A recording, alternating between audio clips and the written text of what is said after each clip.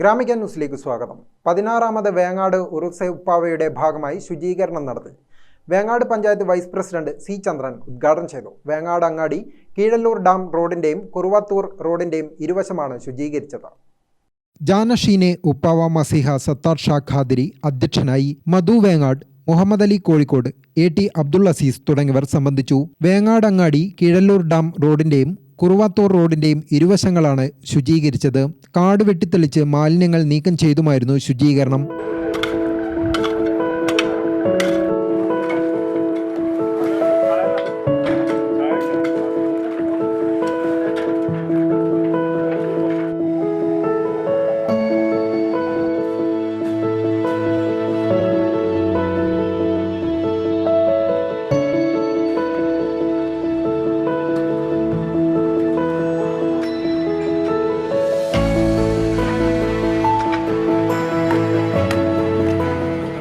ഈ മാസം 27 മുതൽ 30 വരെയാണ് 16ാമത് വേങ്ങാട് ഉറൂസ ഉപ്പാവ നടക്കുക.